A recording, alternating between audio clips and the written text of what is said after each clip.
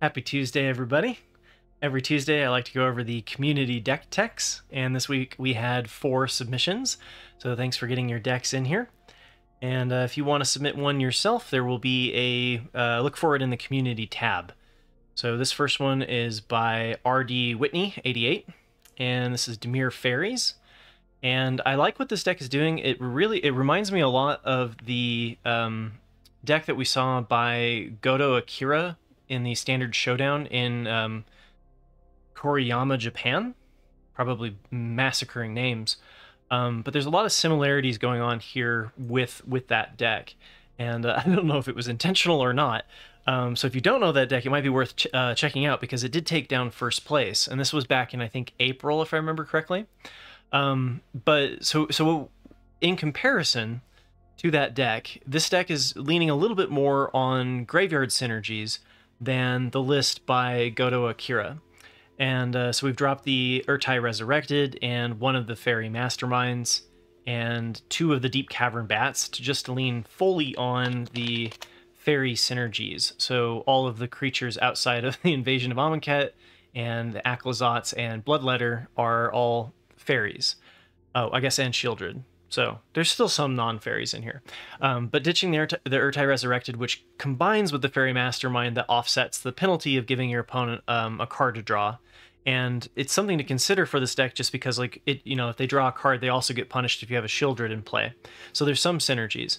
The Deep Cavern Bats usually there to kind of make sure your opponent is running enough cheap interaction to not get stung by the Deep Cavern Bat.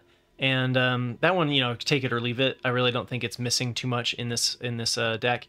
And the other one too is the Talion, the Kindly Lord. So you have Talion's Messenger, but you don't have the blue-black mythic version of Talion that is not often. It's one of this. We see it sometimes in the Dimir Faeries space. So just something to consider if you hadn't. I never really know the background of these decks when you guys submit them to me. So Fairy Dream Thief, definitely seen even this go up all the way to like 3 copies or 4 copies, especially in decks that care about the Surveil and the Graveyard synergies, which this one does because of the Invasion of Amonkhet and the Halo Forager. So this one was not; these cards were not involved in the one by Goto Akira. And not necessarily that that's a bad thing, just, something to think about. So the other thing, too, is the Bloodletter of Aclazotz, I've seen a lot of people, explore this one about whether or not to bring this up to 4 copies and just try to take them out with, the quick flyers. I like the one of inclusion here, I think. I definitely like the Aclazotz Deepest Betrayal because of the interaction with Aclazotz and Invasion of Amonkhet. So for those who don't know, if you copy a Aclazotz Deepest Betrayal, and this becomes a 4/4 version of it, when it dies, it flips over and immediately transforms into the flipped side of Invasion of Amonkhet, which then makes you allows you to copy Aclazotz Deepest Betrayal again. So you kind of have this immortal copy of Aclazotz Deepest Betrayal that doesn't even have to go through the land part of transforming to just come back onto the battlefield, as long as you're not dealing with anything that's doing exile. So it's a really cool interaction, and I think I'd be tempted by doing the Aclazotz Deepest Betrayal and more of the Invasion of Amonkhet instead of the Invasion of Eldraine and the Bloodletter of Aclazotz. My biggest concern with the Bloodletter of Aclazotz is the triple pit black, making it sometimes difficult to cast, depending on what how your mana is set up. But it does basically make everything deal double damage. It makes the pings off of Obira do 2 instead of 1. So I definitely see the logic of its inclusion. And then the other thing, too, is we are running a little bit of a discard hate against control. So Invasion of Eldraine was not in Goto Akira's list. It's in this one. But we're also bringing the amount of ego drains up, which allows us to attack the hand better. And I think this makes us better against the control decks. I do think this makes us a little bit more susceptible to early pressure, because a lot of these cards are not particularly good blockers against an early aggro deck, and then Invasion of Eldraine isn't developing the board, and if by turn 4 they're already hellbent, it's really doing nothing. You're playing a 2/2 flyer that you have to deal 4 damage to flip it. It's just way too much if you're just playing it for the prickle fairies, right?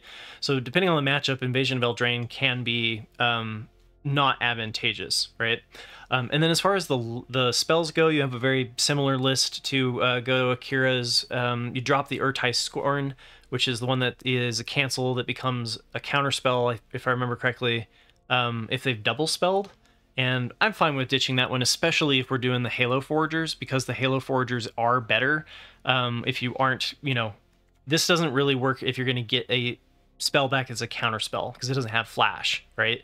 So lowering the total amount of spell stutters and lowering the Urtai's Scorn makes a lot of sense. One of the cards that I do kind of want to see come back in because of the weakness against the early aggression is Shieldred's Edict. I see your list is running one copy of the End, which helps against more of like the Reanimator decks that we don't see as often.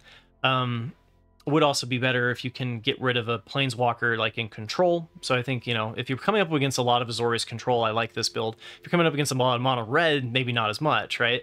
And you do have a best of 3 sideboard strategy as well that I'm not going to get into, but I guess I could bring it up here for people to look at. But a second copy of Shieldred's Edict is what Godo Akira was running, and I like that because it does work with the Halo Forager, and especially because of it costing more to do your instant or sorcery spell, you want them to be cheap because the Halo Forager is already 3 to play, right? So I like the Edict. I think works better with the Halo Forager than the End. Just a thought. And yeah, dropping 1 spell stutter. Kind of tempting to run all 4 personally. Dropping the 2 Deduce, and I like dropping the 2 Deduce because I think it's usually you hold up Deduce to do a card draw if your opponent is playing around the counter spells, and we have Sleep Cursed Fairy. So if they're playing around the counter spell and we have mana and we don't use it that turn, what we can do is we can just ramp the Sleep Cursed Fairy. So I like ditching the Deduce. You also dropped 1 Long Goodbye in comparison to Godo Akira. And I kind of, for the same reason as Shieldred's Edict, I kind of want to see the Long Goodbye come back. You dropped the 2 Kaido Shizukis into the sideboard instead of starting them in the main. Again, that's perfectly fine. It just, Kaido Shizuki is good against some of the matchups, worse against others. So it just kind of depends on what ones you're anticipating to start with your main board. And then the 4 copies of Ego Drain, again, this one's going to work better against the decks that do worse against discards, so more of like the mid-range and the control matchups. And this is a best of 3 deck, so part of the reason why it feels more teched towards controls, because control's more common in best of 3 than it is in best of 1. So the End over Long Goodbye or Shieldred's Edict is correct if you're playing up against a lot more control. And the Invasion of Eldraine and Invasion of Amonkhet I already kind of touched on a little bit. This one fits into the discard strategy of the Ego Drain and the Invasion of Eldraine. I want to see maybe 1 more copy of Aklazot's Deepest Betrayal and maybe 3 copies of Invasion of Amonkhet instead of the Invasion of Eldraine. But maybe I'm just hating on the Invasion of Eldraine too much and should give it a try before I talk too much crap about it.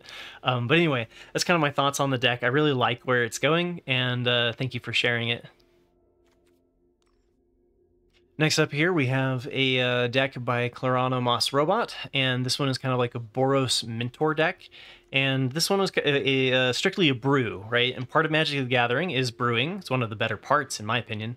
And one of the things is, Clarano Moss Robot was saying that they were struggling a little bit with deck building and trying to get better at it. And the only way to get better at it is to try, right? It's just to do things and see what does and doesn't work. So my speculation, having not played this deck, but just looking at it, is that the Mentor feels a little bit out of place. So I get that, so it has prowess. It's not that out of place compared, everything else in the basically you're doing a Mono-Red Prowess deck with white so that you can play the Monastery Swiftspear, the Get Lost, Lightning Helix, and Sacred Fire. And but the Mentor, the issue that I have with this deck is that this deck is not really doing anything with the 1/1s that spawn whenever you're casting a spell. So they give you chump blockers, but other than that, the Monastery Mentor feels a little bit out of place. And then you've also got like the Surge of Salvation, which I like the Surge of Salvation for a lot of things, but it does absolutely nothing against like white sweepers in temporary lockdown, right? So it's a little bit matchup dependent and a little bit more common of a card that you're going to see in best of 3 when you can bring it in when you know you're up against a black or a red deck. But a lot of the interaction that is going to kill your Slickshot Show Off are black and red instances, so it can work. But this feels a little out of place to me, and if you're going to bring just white in for Lightning Helix, so if you're only going to be bringing in white so that you have the Lightning Helix and the Sacred Fire, because the Mentor is a little bit out of place and the Surge of Salvation is kind of situational, you're just kind of asking yourself, like, why is it better than Mono-Red, right? Why is it better than just like Mono-Red Prowess or Mono-Red Gruul or Rakdos Aggro or like any of the other Prowess decks, right? And I'm a really big fan of Get Lost. I love this card, but it's specifically because of being able to hit enchantments like Temporary Lockdown, in Boros Convoke, or makes you better against the Planeswalker matchups when you yourself are in a more controlling space. I'm not necessarily sure that we want a Get Lost like single point removal in this sort of deck, but I see where you're trying to go with it, right? Because like you've got Codebreaker to refuel the hand, and if we could figure out a way to get the monasteries, the Mentor to play a little bit better off of going wide, I think that you're on to something here. It feels a little bit out of place, and like, being able to do the, what's the one white cost that gives your creature hexproof and indestructible in white. I'm blanking on the name right now. But like it's in the Boros Heroic kind of build, right? And then we also have the Double Striker, the Illuminati Virtuoso that has 1/1 double strike and connive, right? And I think that one fits better into the Boros Heroic build better than the Monastery Mentor does. So just to give you some ideas of where people have gone with it in the past to make the Mentor a little bit more relevant in the Boros space would be to do something like put it into a combo deck, right? So like War Leader's Call deals 1 damage every time something enters the battlefield, whenever a creature enters the battlefield, and then Exonal makes that ping for the 5 damage instead of 4 damage, because the +1/+1, I missed that the first time around, makes this into a 5/5. So then you're dealing 5 damage every time that you spawn a 1/1. Now, to get this combo to work, they decided to go into like a depopulate in a no witnesses space where they could kind of sweep the board, set up a high noon so that your opponent can't be playing more than 1 spell a turn, and then you've got the Sacred Fire and the Lightning Helix and the Get Losts that were very similar to what you were doing, and then bringing in the Form a Posse, which allows you to do the 1-turn kill with the War Leader's Call and Exonal, right? So there's a little bit more, like all of the cards are cohesively going towards one strategy, whereas the Prowess build kind of is like, what's the advantage of bringing in the white over the mono red? And then one more example. And the third one I just want to showcase is Azorius Mentor. And this one is a little bit more common for the... this is the one I bump into the most in Best of 1 that's actually running the Monastery Mentor. And the reason being the Helping Hand, being able to return it back from the graveyard, so you can like get the Mentor out onto the field better than you can in the Mono-Red Prowess build. And then we have a lot of ways to kind of dig through our deck that works with the Haughty Djinn that is similar to like the Mono Blue Tempo build. And the other issue with the Boros build is outside of the Disguise Creature, the Fugitive Codebreaker, you're going to run out of being able to chain as many Prowess cards, right? Because you weren't running the Ancestral Anger. The Monastery Mentor here needs fuel. It needs a way to dig through more cards so that you can continue to trigger the prowess of the Monastery Mentor. And so this one, I like the Mentor, and I think it performs a little bit better in this build rather than in like the Boros Prowess build, just because of being able to find it better, right? Being able to use the Recommission and the Helping Hand, and then the blue's ability to search through to find your combo piece, right? Whereas like just the raw power of this card, I think it needs a little bit of work it works better as a combo piece, I think, than it does just thrown in as a creature. So I hope that helps you understand, or helps you with your future deck building. And if you have any comments or anything, you know, feel free to leave them. This is all just I'm trying to be as helpful as possible. And, you know, who knows if I'm actually getting there, but I hope I am.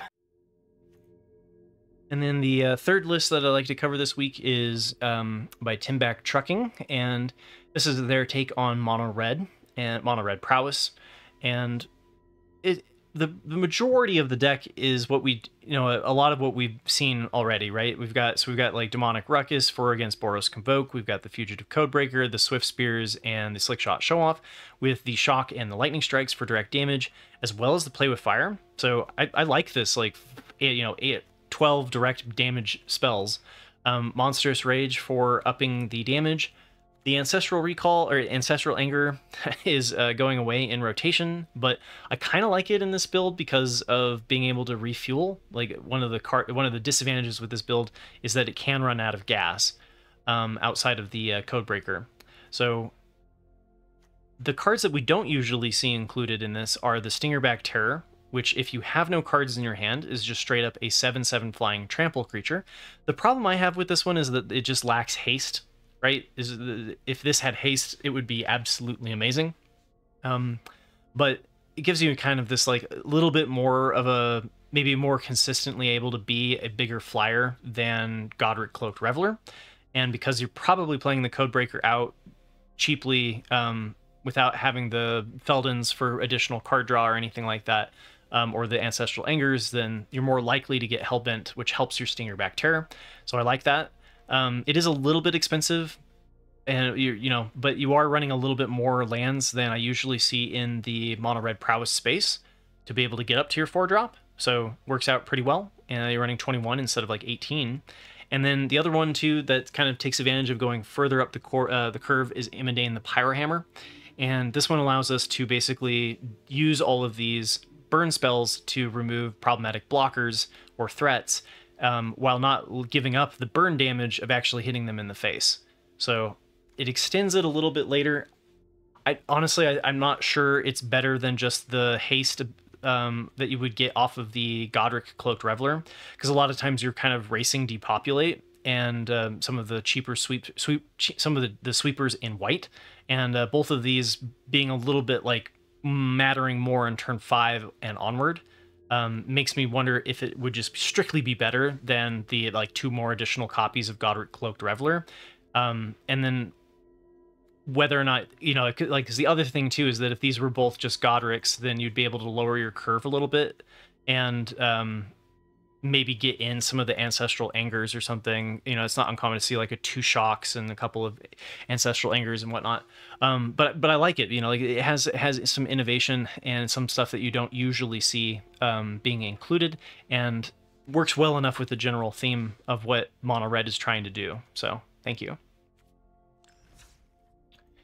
And the last submission was B-Man6464, and we have kind of a Rakdos Prowess deck that is melded together with the mono black skeletons.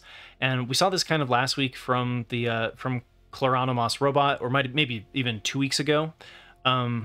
Similar idea, where we have the Cult Conscript, the Forsaken Miner, and the Corpses of the Lost, kind of giving us the backbone of the mono black skeletons build. And then you can, especially if you separate out the creatures, you can see everything is mostly black as far as our creature threats go, except for the Slickshot Show-Off. And then we have Play with Fire, and instead of Lightning Strike, running Hungry for More. And originally I was like, oh, this, you know, tokens dying at the end of turn, that would trigger the Corpses of the Lost. But then I was like, oh wait, no, the tokens don't trigger Descend. So they go to the graveyard, they do trigger that effect, but they don't actually trigger the Descend. So, but it's kind of like having Lightning Helix instead of Lightning Strike. It kind of gives you that additional lifelink. The issue being, though, is that if they have something that's like a 1/4 toughness, you know, if they have a 4 toughness blocker, then you're not able to get the damage through as reliably with Hungry for More. But I do like the fact that it has flashback and we can do it again. And then if we do have a problematic blocker that's getting in the way, we can always do the sellsword to fling it, and it would give us the lifelink damage, so that could be good in useful in the race. We've got the Bitter Triumph here over the Go for the Throats, which is fine because you can like discard the Forsaken Miners and then bring them back by committing a crime. And then we've got the Monstrous Rage to go with the Slickshot Show Off. And then we've got the Bone Brutes, which is one that we didn't see before. And I like this inclusion, especially because like you can, flip it up and suddenly hit them for 6 damage, and then you can fling it, and that ends up dealing 15 damage to them. Or if you flip it up and do a Monstrous Rage on it, then you can hit them for 21. So you can just in one turn completely end their whole shebang. I think the more that we get into rotation, this is going to be more of a common black card, at least in the aggro space, I suspect. And so I think people will be more likely to play around it instead of mistaking it for the Codebreaker. But I definitely like its inclusion. I think I can get behind what's going on there. I'm a little hesitant to bring Corpses of the Lost down to 3 copies from 4, with how important it is to be able to bring this back and have it have haste. That I would be really tempted to be running this at 4 and this at 3, because this one is the one that feels worse to have multiple copies of, in my opinion, where like if you have an empty board, this card doesn't do anything. So I'd probably switch these around, just personally. And then the other thing too I wanted to talk about really quickly was the lands in this deck. So you're running both the Jagged Barrens and the Restless Vents, and they're both tap lands.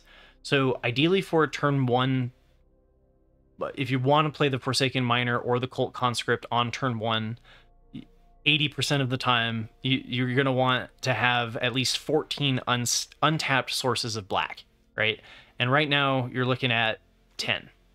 So I think you need to get at least 4 more copies of some sort of untapped black source in there. So I think I'd be running the Sulphurous Springs, or maybe running 4 of the Blackcleave Cliffs and 3 of the Sulphurous Springs. But either way, I'd be making sure that I have 14 to be able to do a turn 1 Forsaken Miner or turn 1 Cult Conscript. Turn 2 is a little bit more flexible because you don't really need to be playing the Slickshot Show Off until later.